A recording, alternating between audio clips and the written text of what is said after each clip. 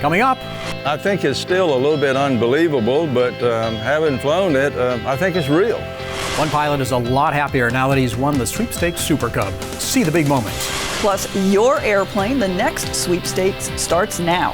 And 50 years since the Eagle landed, we look back on Apollo 11.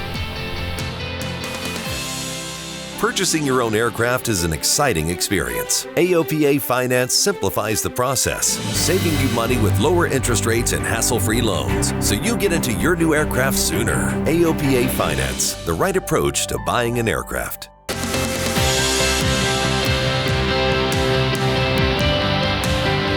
This is AOPA Live This Week with Tom Haynes and Melissa Rudinger. We have a winner. Sorry, you no longer have a chance to win the AOPA Super Cub Sweepstakes, but not to worry. We have another great sweepstakes starting. More on that in a moment. But now we want to share with you the happy surprise we gave one pilot. It's the kind of surprise you might get one day just because you're an AOPA member. Warren Morningstar was there. What are you thinking? I don't know. Wade Sheely is blithely walking towards the surprise of his life. Is your name Wade? Hey, how are you? Good. My name is Mark Baker. Wade. Nice to meet you. Yeah, with AOPA. Yeah, and I want to thank you again for making this hat to celebrate my birthday. You're so nice. How about, would you like to have an airplane instead? Huh? Would you trade that hat for an airplane? No, I like my hat. This is your brand new airplane.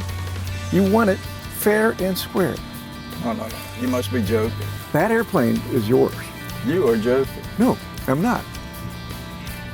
So can I have the hat? No. That's your airplane. What do you think? Yeah, really? Yeah. How about that? Have you ever won an airplane before? I haven't won anything before. This is a pretty good stunt, you know. It's a pretty good start to the week, isn't it? Yeah, it can only get better. Huh? It can only get better. Really? Yeah. We won an airplane on Monday. What could Tuesday be? Does it come with gas? Now, what's that about a gift horse? Yes, it does come with gas, Wade. And now Wade and Mark are going to fly it.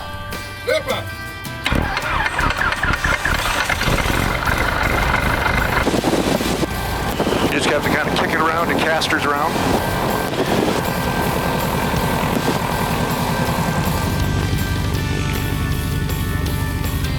Yeah, you only need about 1,000 feet of runway with this thing. 196 full power. Yep, go ahead. Full power. There you go. All right, so now we got everything going right down the runway. Now you got your feet up on the rudders. Feet on the rudders. Yeah, okay. Okay, push the nose over a little bit. Retract the gear now. Gears up. We're going up. We're watching both sides. You should have little red lights. Now make a left turn. 342 Delta Charlie Town, runway 1, clear to land. And now to something he's never done before. Gear up for water landing. Yeah, that's clear. We don't have any boats coming at us or going with it. Like we're good. We're at the dam. Okay. This would be a glassy water landing. We just kind of set it up like this. Set it up. Nose high. 38, 37, 35. Touchdown. Stick's back. How about that, huh? Stick is back. I'm going to open the door. Say Yahoo. Yep. What do you think about that? Good fishing. All right, ready to go? Full stick back, take it off.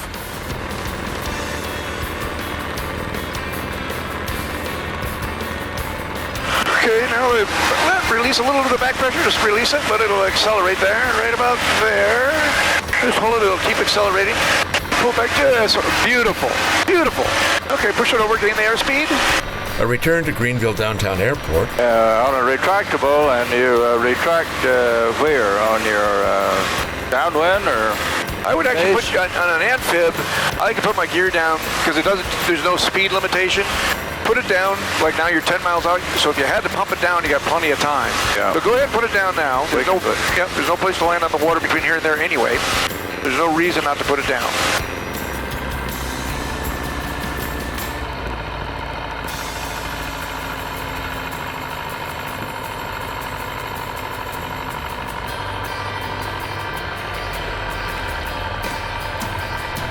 Wade is impressed by the short landing ability of the Super Cub. You could have landed on the tarmac. Oh yeah, easy. And it turns out Wade wasn't the only one to be surprised this day. Oh, we got people out here with cameras now. The reason you've been called to this location is because this airplane right here, they just gave it to me. Oh, wow. They say I won it, but I think they just gave it to me. How nice. Well, I think it's still a little bit unbelievable, but having flown it, I think it's real. It really is, yeah. It's a beautiful aircraft. I never dreamed that I would win anything above a toy aircraft, you know. But it's great, it's super. I'm really surprised, and I can't thank AOPA enough for having this program. Warren Morningstar, AOPA Live. He's quite the winner. Amazing how surprised he was, and just what a cool guy is. You know, 81 years old, and you would never know it. I agree. I saw that. I was a lucky guy, and it looks like he's really enjoying his years in retirement and flying. Yes, absolutely. And he's not really even retired. He continues. He's got a couple of businesses he kind of tinkers around with. So maybe that's should have known. That's what keeps you looking like that at 81. Exactly. Now, with every sweepstakes giveaway, our challenge is figuring out a way to surprise the winner. And we knew that Wade is a student pilot, so we decided to get the help of his instructor, Cecil Toon, and his flight school, U.S. Aeroflight, to help us with the scam. You're sworn to secrecy now. Now you have a student named Mr. Wade Sheely, is that right? Yes, I did. Yes, I've flown with him. All right, Cecil, so your student, Mr. Wade Sheely, and you got to keep this confidential. Promise me on that, right? Oh, yes, of course.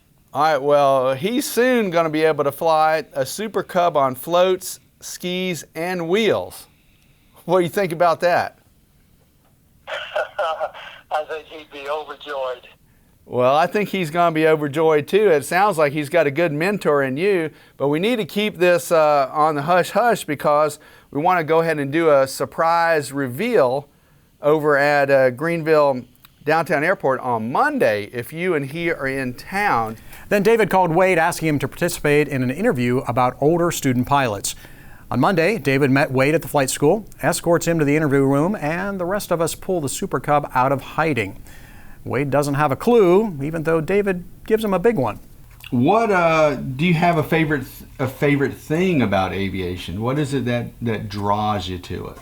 Well, I think for me it's probably the learning of a exciting new adventure, and being in the air in a vehicle is exciting. I think, of course, I'm probably like most people. I think soloing was probably an exhilarating experience, you know. What type of aviation would you like to pursue? What's your dream airplane, if you will? I'm going to be a Delta pilot. Okay, there you go. They need the help these days. Maybe, 737, 747, I don't know. Okay. No floatplane experience, is that something there are lakes around here that you could land in, and do you do any fishing, for instance? Well, years ago. Because, you could do that. You can land in Lake Murray or Lake Anderson, Sure. drop a line in, something like that. That's where I fished, Lake Murray. Is that right? When I was younger, because I'm originally from Newberry. Gotcha. Well, are you offering me a float plane so I can learn float plane flying? Well, I did see an airplane out there that looked like it might be pretty cool for photos. Warren, do you think that you want to get a couple of seconds of video by an airplane out there? Yeah, let me just get a few cutaways here before we head out. We'll get a couple of pictures out by that airplane out there. So it was an elaborate ruse. It was. And it takes a long time to put those things together. A lot of moving parts between Mark Baker's schedule and all of our schedules. In this case, the flight instructor and Wade himself, and weather, of course, to move that VFR-only airplane down there. So anyhow, a lot of things had to come together. We mapped it out, and I got to tell you, it came off exactly as we planned it. So it doesn't always happen that way. That because you've been involved for years Yes. in these giveaways, and Yes. you're right. There's a lot of moving parts. So Right. glad it came together so It well. absolutely did. And Yeah. congratulations to Wade. Yeah, absolutely. Congratulations, Wade. Have fun with the airplane. And if you're bummed you didn't win the Super Cub, don't worry. There's another chance to win in 2020. AOPA Pilot Editor-at-Large Dave Hirschman introduces us to the next Sweepstakes airplane. The Canadian prairie is a harsh place in winter. Whipping sub-zero winds roar down from the Arctic, and nothing in this flat, featureless terrain even slows them down. But it's here, in an oil patch town in Saskatchewan, that AOPA found your 2020 Sweepstakes RV10, a diamond in the rough that's undergoing a total transformation that will provide new insights into the performance, technology, and value that can be found in experimental amateur-built aircraft. This RV10 is now registered in the United States as November 260 Mike Golf. It was built from a Vans aircraft kit in 2007, and it hasn't led an easy life. Chip paint on the leading edges is from frequent stops at gravel runways. Two of its former owners learned to fly in this airplane, so it's safe to assume that not every landing has been a greaser. The RV10 lived in a hangar, but it's been exposed to some of the harshest weather in North America. Through it all, however, I can assure you that the airplane flies beautifully. I helped ferry 260 Mike Golf to AOPA's home base in Frederick, Maryland in February, and this ugly duckling's metamorphosis into a swan is well underway. The first step was replacing the VFR-only avionics with a 3-screen, quadruple redundant digital IFR panel from Advanced Flight Systems, Avidyne, and Aerosport. The pre-wired panel was built, wired, and tested by Advanced Flight Systems in Portland, Oregon, then installed in Maryland. Now it can fly with confidence to aviation events around the country. Next comes the interior. The Spartan bare-bones seats and foam panels were torn out and replaced with a custom design from SF Sport Aviation in Delray Beach, Florida. The final step will be a new paint job and an original look from Scheme Designers. By the time the winner of the 2020 AOPA Sweepstakes gets this airplane late next year, the transformation will be complete. Not even the original builder of this airplane will recognize it. Dave Hirschman, AOPA Live. And if you're coming to Oshkosh, you can see this Sweepstakes RV10 in person at the AOPA campus. Come see us by the Brown Arch. When you think of the Vans RV crowd, Formation Flight may come to mind. It seems the RV pilots can't get enough of it. Now Formation pilots are getting a break from the FAA. The FARs previously required all aircraft equipped with ADS-B out to transmit at all times. With the new rule, non-lead aircraft in formation flights, as well as flights that have to do with law enforcement or national security, can turn off the broadcast. It causes havoc with air traffic control systems when aircraft are so close to one another. The rule is a win that AOPA pushed for. So this rule, it was whenever we write a big new rule like the ADS-B out mandate, there's always unintended consequences, and this is a prime example of that. Something somebody didn't think of. And unfortunately, with the regulatory process, it's moving a mountain to get a rule change, and that's what we really had to do with this. We had to band together with law enforcement agencies and warbirds and EAA and everybody and push the FAA to make this change. So we're real pleased to see it take effect. Yeah, and for guys who fly a lot of formation, it's going to make a big difference. Again, it seems like a small thing, but it's a big deal when you're dealing with ATC. It is. We can change the world of aviation. Pretty strong stuff from the boss, and by we, he means you. He's talking about AOPA's You Can Fly program and how it's already making a difference. This program has been so significant in the things that it's done for getting people back into flying, introduce people to flying, making flying more fun through flying clubs, and keeping people back in the game. But we need your help. I mean, we're doing good, but we have hundreds of thousands of dollars left to raise. Right. And by August 31st to get that pledge done. Right. That will help us get to that $2 million. So it's dollar for dollar. Yep. We raised $2 million. Ray Foundation will match it with up to $2 million. And I want to do what we did last year, is exceed that number. The James Ray Foundation has challenged pilots to donate to keep the You Can Fly program going strong. The Ray Foundation will match those donations dollar for dollar up to $2 million. The average pilot can go online right now. Go to AOPAfoundation.org/challenge to make sure it gets attributed to this area of match. Or you can always write a check and send it in. Make sure in the memo section you say for the challenge, and do that. But I think the average pilot, by being aware, can contribute either online, send a check, or get the word out. And make a difference in the end. Make a difference. And being knowledgeable about this program is really also important. So you can see the full interview and hear all the details from Mark on our websites, but it is important stuff. It is important. Let's pull out all the stops. I mean, 2 million can do a lot to bring more people into flying and support our You Can Fly initiative. Yeah, and at the end of the day, it's 4 million. Yes. If we get the full match, but we do need everybody's help. Yes. The Red Bull Air Race may be ending, but the excitement isn't over yet. Aussie Matt Hall winning the race this weekend in Hungary. AOPA Ambassador Michael Goulian is in 5th place for the championship, but he had a good showing in the penultimate race, making it into the round of 8. Martin Schonka leads the pack. The final race is in Japan in September. Coming up, what you can expect at AirVenture next week. Plus, 50 years since Apollo 11. We'll be right back.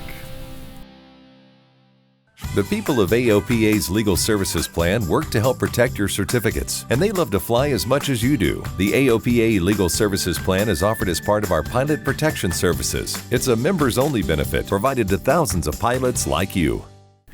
Welcome back. It's aviation's biggest week. By the time you see this, most of us will be on our way to Wisconsin. AirVenture officially kicks off on Monday, 50th year it's been in Oshkosh. There'll be celebrations to mark that milestone. Burt Rutan will be honored, and it's the year of the fighter. AOPA has a lot in store for you as well. We've got lots of meetups with social media personalities. Find the full schedule on our website. We'll be on the flight line at the Brown Arch again this year. We've got a lot of programming and events at the AOPA campus. See you there. There's going to be a lot of new gear to check out this year, and as we bring more portable electronic gadgets into our cockpits, USB power is becoming more critical. And that cigarette lighter adapter is not always the most elegant solution. Now Garmin is joining a few other companies with a panel-mounted charger. Garmin claims the GSB-15 is the smallest dual-port USB charger designed for aircraft use. It has 2 3-amp ports, and that's just enough juice to power 2 full-sized tablets. The GSB-15 lists for $349. And speaking of things to add to your panel, the capable Dynon Skyview HDX can now be installed in nearly 600 airplane types. The Skyview HDX line has many options, including primary and backup flight displays, synthetic vision, engine monitoring, and more. Base cost, including the STC for certificated airplanes, is just under $10,000. Dynon just received the approved model list STC from the FAA. And the FAA recently published new proposed rules for commercial spaceflight.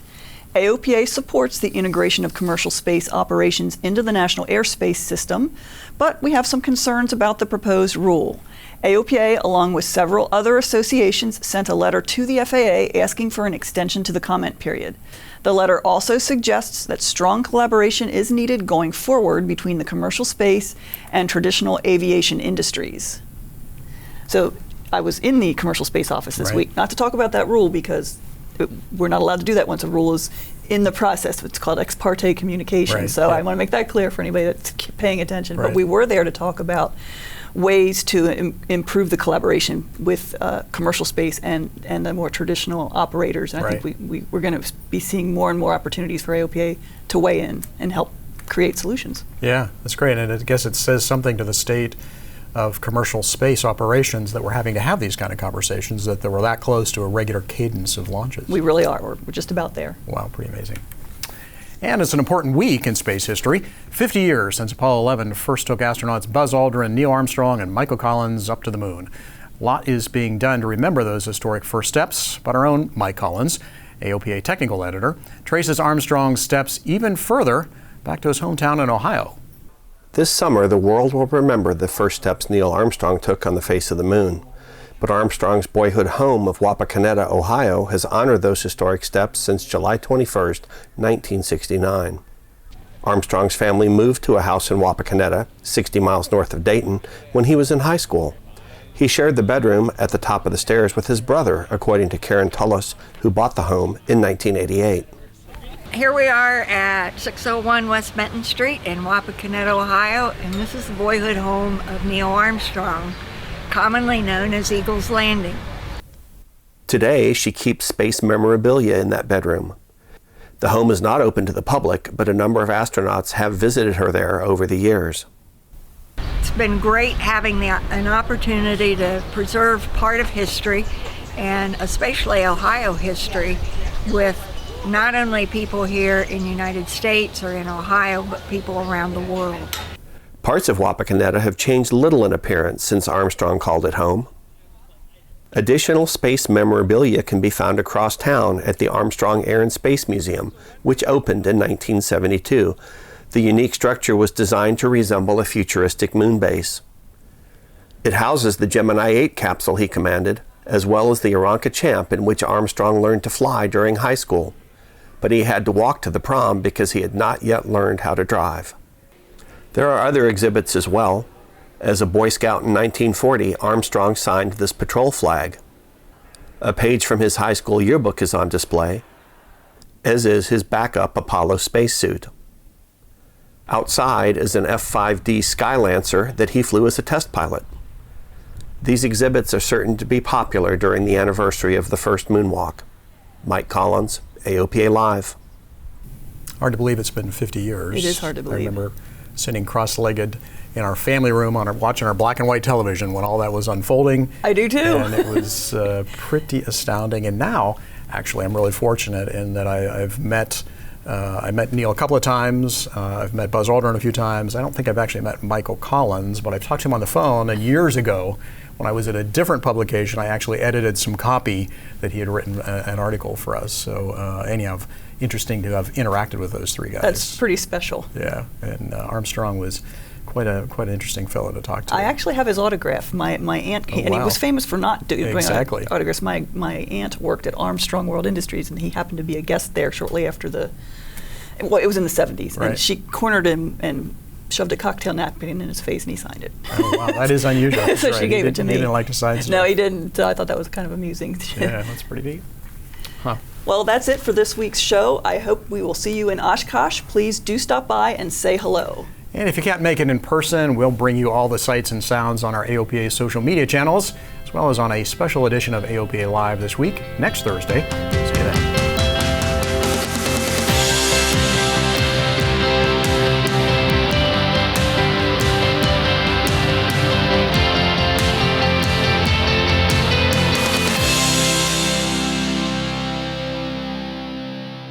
There are many important things to consider before purchasing an aircraft. Let the experts at Aerospace Reports help guide you through the process. We combine expert knowledge with our long-standing commitment to personalized customer service to perfect your transaction. Learn more at aerospacereports.com.